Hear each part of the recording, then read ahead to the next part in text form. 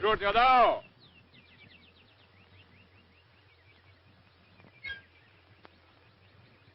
T'as bien l'air d'avoir des troubles. Ah oui, c'est mes courbatures qui me reprennent. C'est mieux de soigner ça. Tu veux danser aux noces. Eh, c'est vrai. C'est ton mariage qui approche, Abraham. Je te souhaite de ne pas avoir de misère. Comment ça? Tes enfants sont petits, toi. C'est moins pire. Qu'est-ce que tu veux dire? Oh, tu sais, une deuxième mère avec les enfants, ça fait pas toujours. As-tu à te plaindre, toi? Ben gros. Du côté de ta femme? Non. Non, du côté d'Aurore. Elle a la tête bien dure. Tu me dis pas. Oh, c'est pas que ma femme fait pas son possible. Je suis rendu que je suis obligé de la battre. C'est sérieux, en effet? Je sais pas quoi faire. Je frappe bien trop fort. Ben, prends pas de chance. Mais gagner un enfant, ça peut tourner mal, des fois. Ben, c'est pas parce que je vais la maltraiter. Je vais la faire écouter. T'as pas essayé par la douceur? Enfant, elle écoutait à la parole. Maintenant, à cause que c'est une belle-mère, elle fait la tête croche. Elle se rebiffe. Elle ne marche que sous les coups. Oui, je sais plus quoi faire. Si elle est comme tu dis, je vois rien qu'une solution. C'est de l'envoyer dans un couvent. Oui, c'est une solution. En tous les cas, m'en parler à Marie-Louise. Parce que tu comprends, ma femme a besoin de toutes ses forces pour le nouveau. Laisse-la monter d'or. En tous les cas, si on peut t'aider, la Catherine du moins, gêne-toi pas. Je te remercie bien, Abraham. Et puis, je te souhaite bonne chance avec ta deuxième femme et tes enfants. Rentres-tu à la maison? Oh, c'est aussi bien. Avec mes courbatures, tu comprends?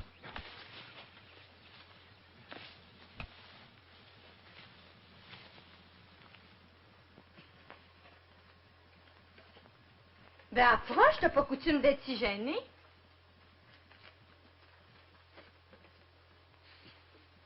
Mais, t'as bien l'air bête, donc. Qu'est-ce que t'as, Abraham? Es-tu malade? Regarde, c'est mon chapeau de noces. Qu'est-ce que t'en penses? Évidemment, je suis pas peignée pour, là, mais... Il est bien beau.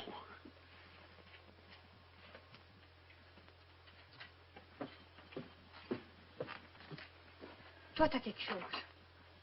Conte-moi ça. Ben, c'est à propos des enfants.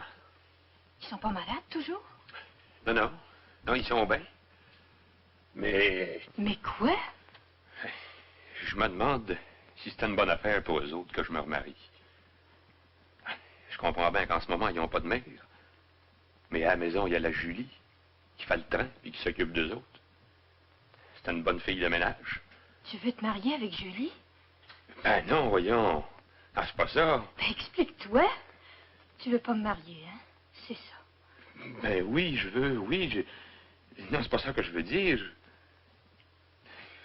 J'ai peur que les enfants te fassent de la misère. Qu'est-ce que tu me racontes, là? Tes enfants, je les aime comme si c'était à moi. Oui, je sais ça, mais... Tu sais, Marie-Louise puis Aurore, chez Théodore, ça marche pas. Ah, je comprends. Écoute, Abraham, des enfants, ça fait pas de misère à personne. Surtout si on veut pas qu'ils nous en donnent. Moi, tu sais, je m'appelle Catherine Sirois, pas Marie-Louise Antoine. Puis je me demande si c'est bien Aurore qui fait de la misère à sa belle-mère ou si c'est pas le contraire, plutôt.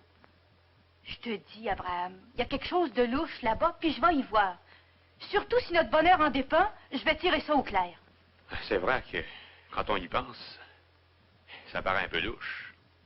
Une petite fille comme Aurore, pas malicieuse pour un sou, qui ferait de la misère à une femme comme Marie-Louise. C'est ce que je te dis. Pense plus à ça. Écoute-moi. Veux-tu ou bien tu veux pas? C'est pas que je veux pas, mais c'est que je... C'est que tu m'aimes trop puis que tu veux pas que j'ai de la misère, hein? Ouais, c'est ça.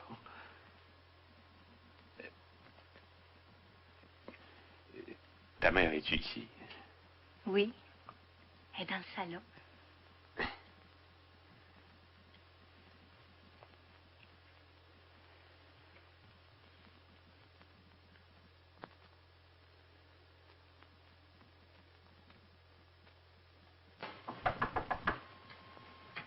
Tiens, notre nouvelle mariée. Bonjour, Marie-Louise. Bonjour, venez vous asseoir. Oh, vous dérangez pas. Il y a longtemps que je suis pas montée vous voir, hein? Ben, vous comprenez, avant mon mariage, j'étais trop pressée, puis après, ben, ça m'a pris un petit bout de temps avant de connaître les aides de la maison, et puis avant d'accoutumer les enfants à moi. Comment sont-ils, les petits? Oh, les enfants, ils sont faits une vraie bénédiction. Abraham, lui.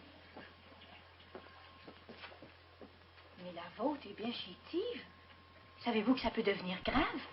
Si elle pouvait mourir, je serais bien débarrassée. Oh, dites pas ça. On voit bien que vous n'êtes pas à ma place. C'est juste pour bouger, puis ça trouve encore le moyen d'être pas endurable. Ça pouvait être assez fine de mourir sans que personne s'en aperçoive. Le monde est assez méchant qu'il pourrait jaser sur mon compte. Savez-vous, j'étais venue pour vous emprunter votre petit moulin à viande.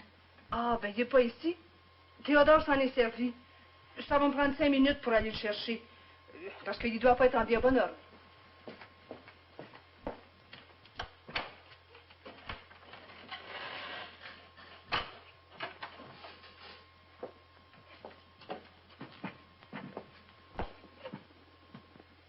Aurore. Aurore.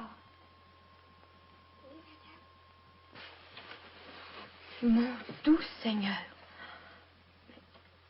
Mais c'est-tu possible? Comment tu fais pour te brûler comme ça? Bien quoi? C'est un accident. Tu m'as pas l'air être sûr. Sois sans crainte, elle est partie. Tu peux tout me conter. Je peux pas parler. Pourquoi? Parce qu'elle a dit qu'elle me craindrait les yeux. Je parlais. Écoute-moi bien. Je dirai pas un mot à personne de tout ce que tu vas me raconter. Seulement, si j'étais au courant, des fois, sans faire semblant de rien, ben, je pourrais m'arranger pour t'aider. Seulement, dis-moi tout. Hein. Conte-moi pas de mensonges, c'est pas joli. Puis, elle m'a pas touchée depuis 2 semaines.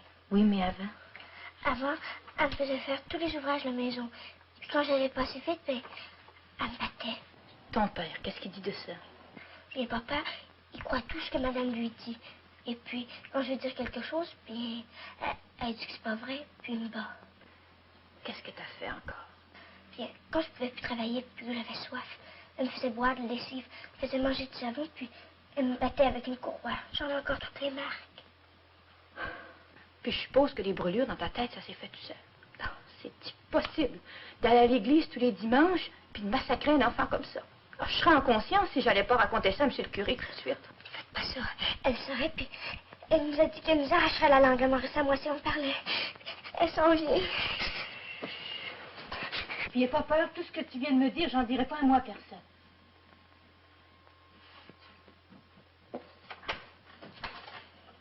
J'ai pas été trop longtemps, toujours? Oh non, non.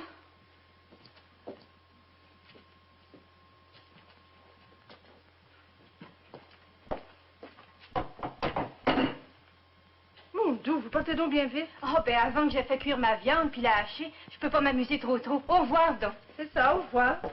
Tâchez de pas trop avoir de misère avec vos petits. Oh, y a pas de saint danger. Je suis pas une femme pour maganer mes enfants, moi.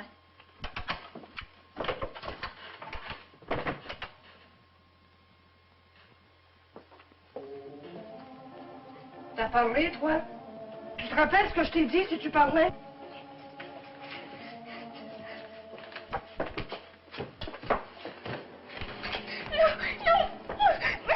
Tu te rappelles ce que je t'ai dit si tu parlais, hein?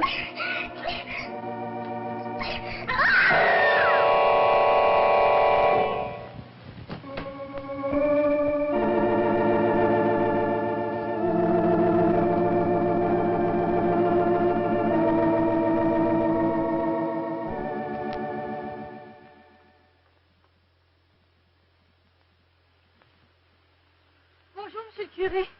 Ah, c'est vous, Catherine. Vous avez affaire à moi? Oui, monsieur le curé, mais ce sera pas long. Voulez-vous que nous entrions en presbytère? C'est pas nécessaire. Excusez-moi, je suis un petit peu essoufflée. J'étais pressée.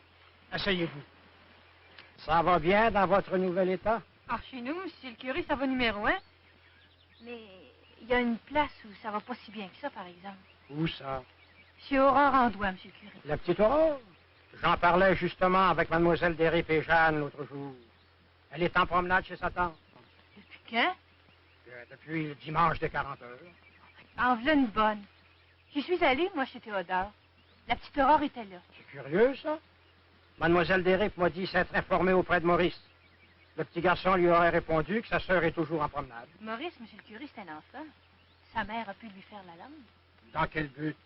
Monsieur le curé, j'ai appris des affaires d'une façon que je peux pas vous dire. Ce que je peux vous dire, par exemple, c'est que la maladie de la petite Aurore est pas naturelle. Que voulez-vous dire? Si la petite est comme elle est, c'est pas dû à une maladie venue comme ça. C'est qu'il y en a qui font exprès pour la rendre malade. Vous n'exagérez pas un peu, Catherine? Monsieur le curé, je vous le dis, il se passe des choses dans cette maison-là qui méritent d'être punies par la loi. C'est assez clair. Dans ce cas-là, pourquoi ne vous adressez-vous pas à la loi? D'abord, monsieur le curé, ce que je viens de vous dire, j'en suis bien certaine. Et puis, Abraham ne voudrait pas faire de trouble avant d'avoir des preuves. Ça prendrait du temps. Il faut aller au secours de la petite, monsieur le curé, ça presse. Devant un tel scandale, j'ai pensé que j'étais mieux de venir vous mettre au courant avant d'ébruiter ça au dehors. Oui.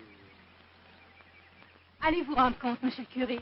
Quand vous aurez vu, si vous nous dites de marcher, on ira voir la justice. J'irai. Tardez pas. Dans 8 jours, il serait trop tard. On se reprochera toute notre vie de ne pas avoir fait notre devoir avant que la petite soit morte. C'est vraiment si grave que ça? C'est un miracle, monsieur le curé, qu'elle ait résisté jusqu'à cette heure.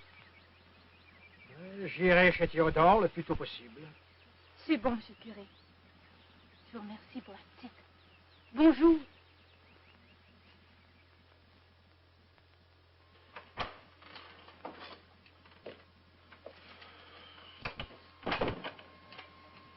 J'ai l'impression que M. le curé s'en vient dans la montée. Monsieur le curé?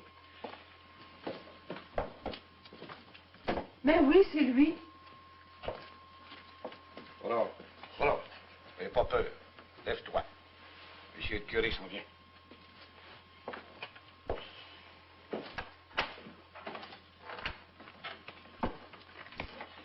Bonjour, mes amis. Bonjour, monsieur le curé. Je profite du beau temps ce matin pour monter dans le premier rang, voir la grand-mère, la tulipe. Alors, en passant devant votre montée, j'ai pensé à votre petite malade et j'entre m'en informer. Aurore, dis bonjour à monsieur le curé, cher. Bonjour, monsieur le curé. Théodore, donne-toi une chaise à monsieur le curé. Ça n'est pas nécessaire. Comment vas-tu, ma fille? Elle n'est pas très solide, monsieur le curé. En effet, elle est d'une pâleur. Tu es malade? C'est l'âge critique, monsieur le curé. Puis étant pas très forte d'avance, elle a de la misère à s'en tirer. Seulement, je prends bien soin d'elle. Ah ben, elle aide dans la maison, comme toutes les autres petites filles. Mais, plutôt que de la voir se fatiguer à l'ouvrage, moi, j'aimerais mieux passer toutes mes nuits à travailler. Pas vrai, Théodore? Ma femme a raison, monsieur le curé. Je ne te vois plus à l'église, Ben, Aurore. c'est parce que... Une grande fille comme toi... Elle n'est pas très pieuse, monsieur le curé. Dimanche, on voulait l'amener avec nous. Seulement, elle a préféré rester ici pour se reposer. Veux-tu profiter de ma présence pour te confesser? Je veux bien, monsieur le curé. Alors, laissez-nous, mes amis. C'est entendu, monsieur le curé. On vous laisse tout seul. Viens, ma femme.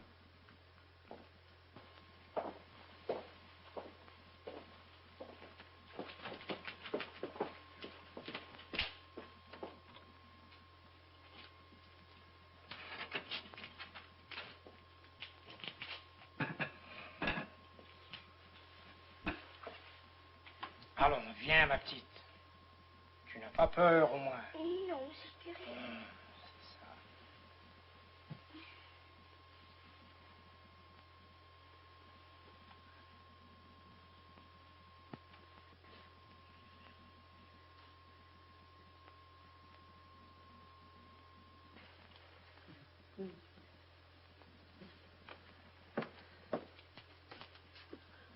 Laissez-le tranquille, le petit.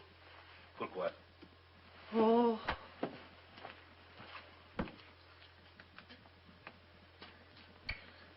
Nomine Patris et Filii et Spiritus Sancti. Amen. Maintenant, dis-moi, tes parents ont-ils bien soin de toi? Papa, quelquefois. Et ta belle-mère? Ma belle-mère? Voyons. Conte-moi ça. Ma belle-mère m'a brûlé. Ma belle-mère m'a fait souffrir. Ma belle-mère, ma belle-mère, elle m'a fait pleurer. Ma belle-mère, ma belle-mère.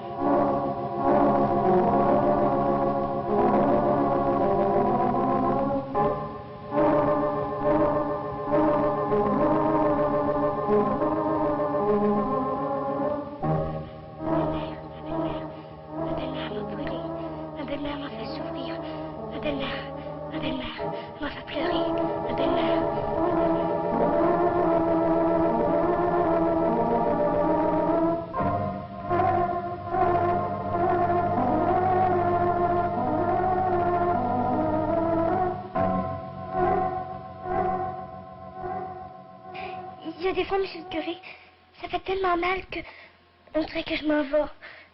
Mon âme va quitter mon corps. J'ai peur. Dieu ne permettra pas qu'un tel martyr se continue.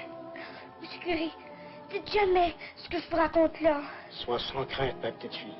Et compte sur moi, je trouverai moyen de te sauver. Oh oui, monsieur le curé, sauvez-moi, vite. Surtout, conserve une grande confiance en Dieu.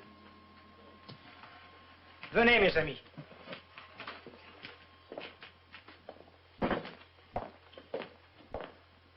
Qu'est-ce que vous en pensez, monsieur le curé? Théodore, ta fille est très malade, dangereusement malade. Vous croyez, monsieur le curé? J'en suis sûr, elle tient à peine sur ses jambes. En écoutant sa petite confession tout à l'heure, je la regardais attentivement. Ses yeux caves, cette figure creusée, cette voix défaillante, ça ne trompe pas. Elle est sérieusement atteinte, il faut voir un médecin sans retard. Si elle mourait faute de soins, tu aurais un crime sur la conscience. Quant à vous, madame, soyez bonne pour elle. Je sais qu'elle n'est pas votre enfant, mais en épousant son père, vous avez fait d'elle votre fille, et vous lui devez tout votre amour. D'ailleurs, j'ai remarqué tout à l'heure, par vos bonnes paroles, toute l'étendue de votre dévouement pour elle.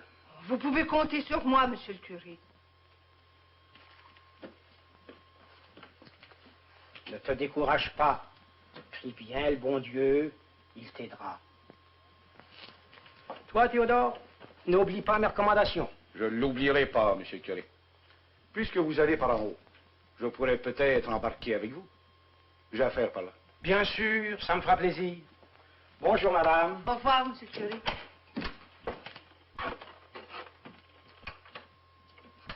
T'inquiète pas. On va te soigner.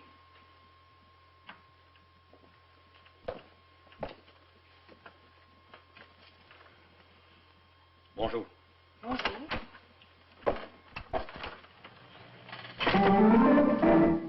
T'as parlé, toi? Non. Menteuse. T'as parlé, que je te dis? Non. Qu'est-ce que t'as dit? Dis-le-moi. Je veux le savoir. La vérité. La vérité! Tu ne parleras plus jamais. Je vais te brûler la langue.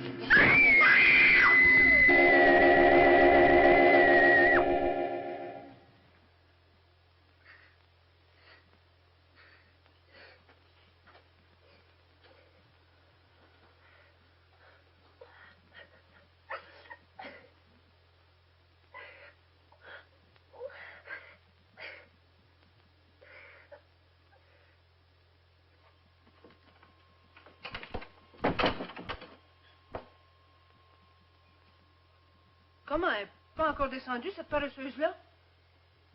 9 heures.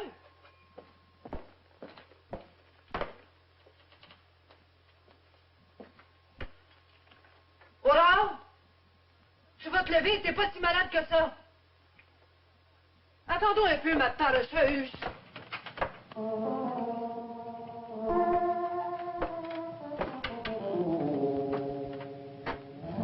Ah, tu veux pas te lever, hein? Pitié, madame. Pitié. Lève-toi.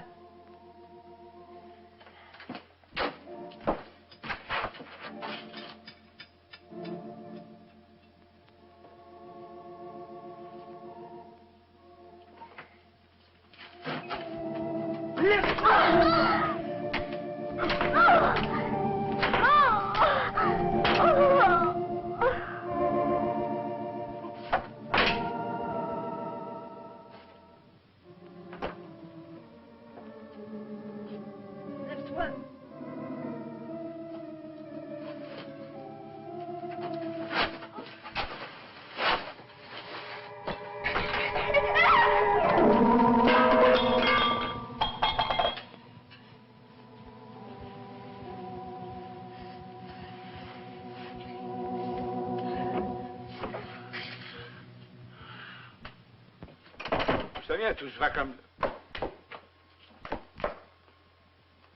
Qu'est-ce qui se passe, là? C'est ta fille. Ça fait 20 fois que je lui ai dit aussi de ne pas jouer dans l'escalier. J'étais dans ma chambre, puis tout à coup, j'ai... Si elle allait mourir. Oh, c'est rien, je vais la laver.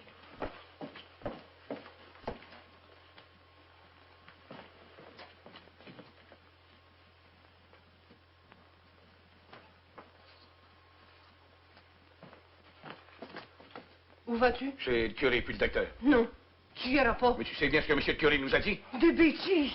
Bêtises. Alors, ôte-toi. Pour sortir, il faudra que tu me passes sur le corps. Ôte-toi, que je te dise. Tu iras pas. Quoi? Oh! Tu m'empêcheras pas d'aller chercher le curé puis le docteur quand ma fille se meurt. La brute! Puis tout ça, c'est de sa faute à elle.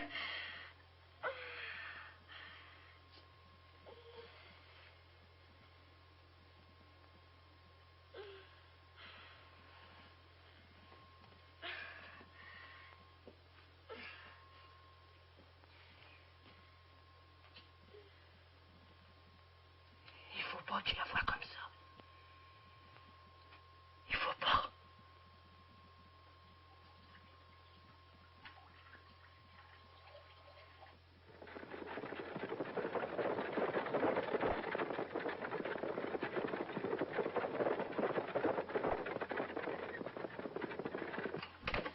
J'ai vu passer Théodore.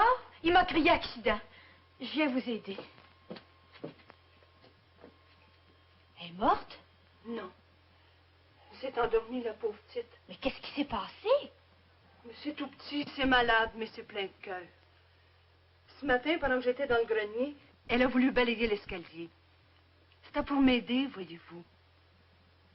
Elle devait être rendue dans le milieu, puis je l'ai entendue tomber. Alors, vous comprenez si je me suis dépêchée, hein? Je l'ai trouvée assommée, le front ouvert. Pauvre petit enfant.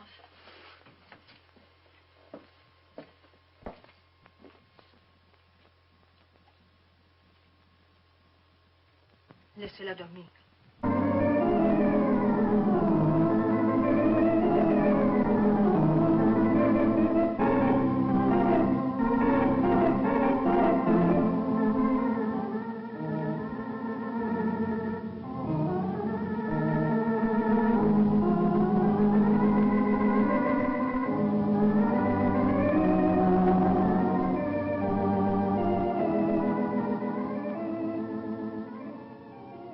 Monsieur le curé, vite chez nous. Que se passe-t-il? Aurore se meurt. J'y vais tout de suite.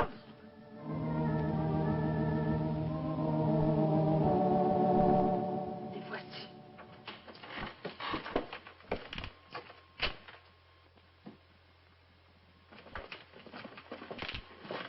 Va ici, docteur.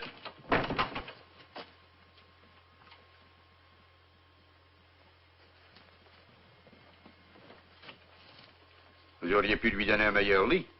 La meilleure chambre aux malades, toujours. Docteur, elle dort de même depuis que je suis arrivée.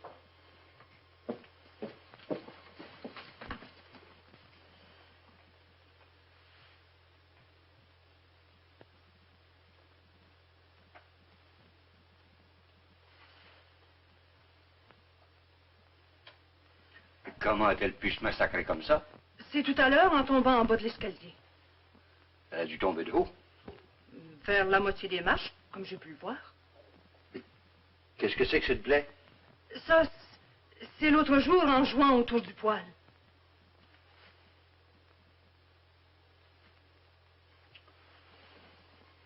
Voici une enfant à qui il arrive bien des malheurs.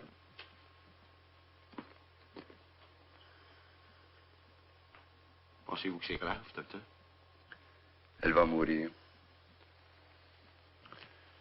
Jamais dans ma carrière de médecin, je n'ai rencontré un cas aussi navrant. Ce petit corps émacié, couvert de plaies.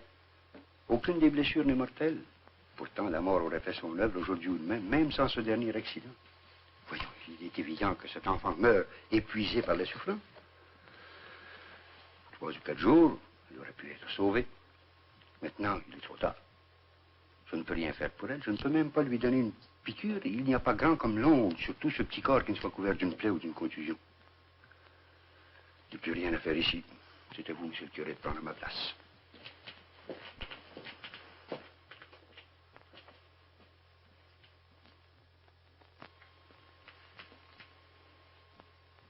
l'administrer. C'est-tu Dieu possible? La petite Aurore va mourir. Madame Andois, il faut une nappe sur le bord de la table, un plat d'eau bénite, un cierge, une branche de rameau, vous le savez bien. Docteur, Oui.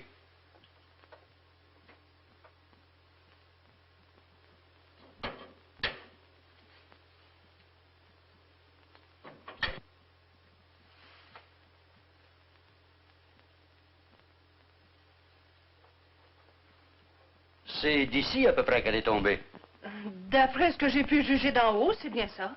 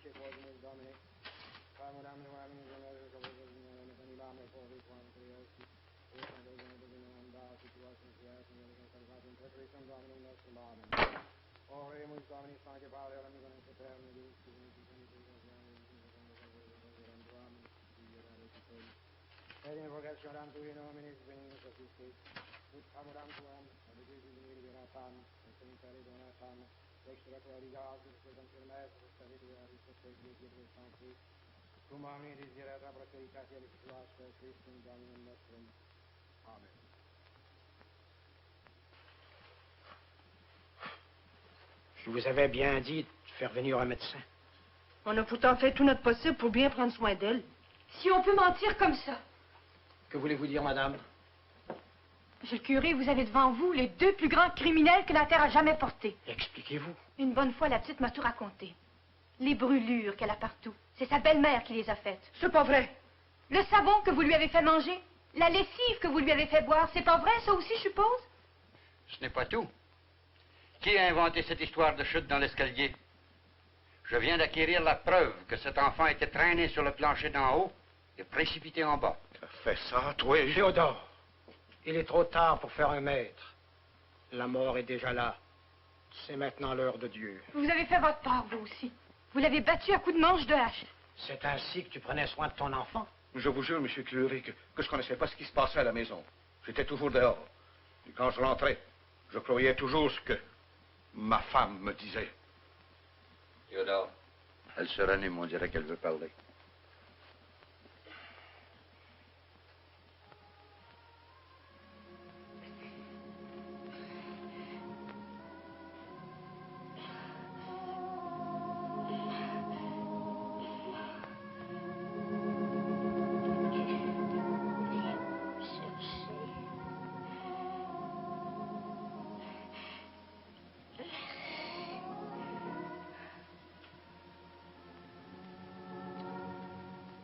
C'est fini.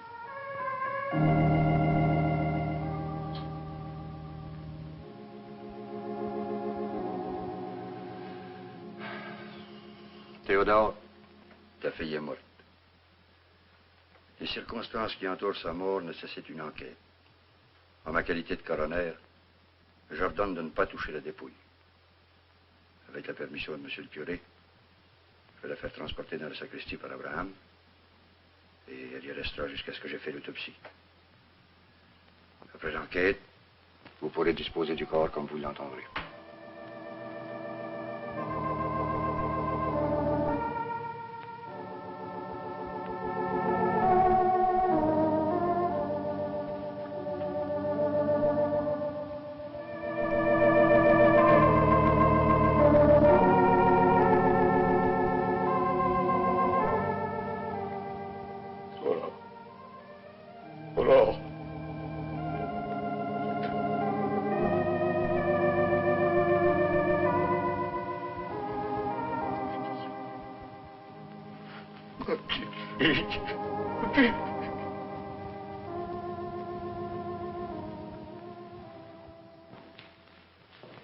Franchement, je ne comprends pas encore comment cet enfant a pu durer si longtemps. L'autopsie a révélé 54 plaies sur le corps. Le crâne est pratiquement déformé par la violence des coups. Les viscères sont racornis, brûlés par l'absorption de lessive. Il n'en faut pas davantage pour incriminer les parents. Ce qui veut dire une enquête du coroner pour établir les responsabilités. L'arrestation des parents est inévitable. Pareil traitement ne peut résulter que d'une intention bien arrêtée. Où et quand cette enquête? Ici même, monsieur le curé, dans quelques heures. Le temps de réunir les éléments nécessaires. Et l'arrestation sera immédiate? Pourquoi me demandez-vous ça? Il reste des enfants, docteur. Dans leur intérêt, ne serait-il pas possible de retarder l'arrestation? Jusqu'après les funérailles, oui. Merci pour eux, docteur. Il faudrait que je m'en aille. Avez-vous encore besoin de moi? Non, merci, Abraham. Seulement reste à notre disposition pour l'enquête, veux-tu?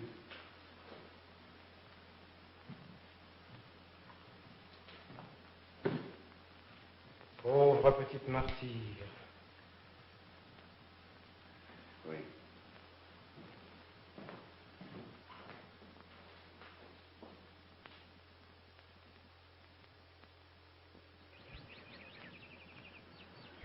Ouais. Ben, tout est fini. Il n'y a plus rien à faire. Ils vont les arrêter. Ça sera pas drôle pour Théodore et Marie-Louise. Encore moins drôle pour Maurice et le petit Marcel. Si on... Il y en a déjà 4 à la maison. Ça te fera bien d'ouvrage. Ce serait pour toi qui serait le pire. Travailler pour habiller puis nourrir 2 de plus. Oh, moi, je suis encore solide. La maison est grande. La terre pousse bien. Quand il y en a pour 6, en étirant un peu, ça en fait pour 8. Demain, après le service, amène Maurice. J'irai chercher le petit Marcel. Bien sûr. Les enfants, mon défunt père m'a toujours dit que c'était pas une pauvreté.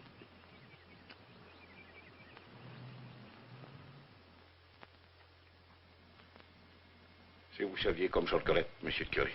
Dieu t'en tiendra compte, mon ami. Oui, mais 10 ans de travaux forcés, c'est long.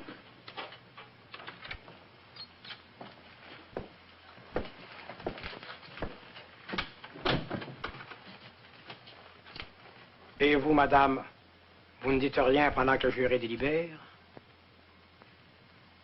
Je n'ai rien à craindre, moi. Mon avocat m'a dit que je ne serais pas pendu. Est-ce vrai tout ce qu'on dit sur ton compte? T'aimes mieux croire les raconteurs des autres que croire ta femme?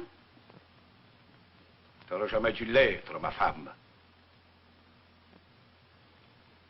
C'était pas ma fille. Fallait t'en occuper. J'ai fait tout ce que j'ai pu pour bien l'élever. Elle avait la tête plus dure qu'une barre de fer. J'aurais dû le savoir aussi. L'enfant de ta première femme. Non, tais-toi. C'est pas Mes amis, calmez-vous. Faites entrer l'accusé.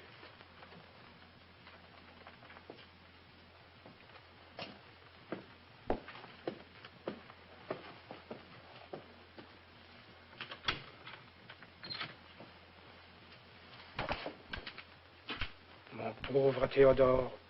Messieurs les jurés, quel est votre verdict?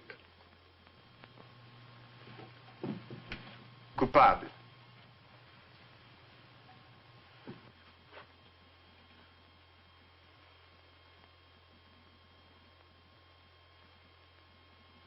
Marie-Louise Andois, vous avez été trouvée coupable de meurtre au 1er degré d'Aurore Andois. Je vous condamne à être pendu par le cou jusqu'à ce que mort s'ensuive. Que Dieu ait pitié de votre âme. Non!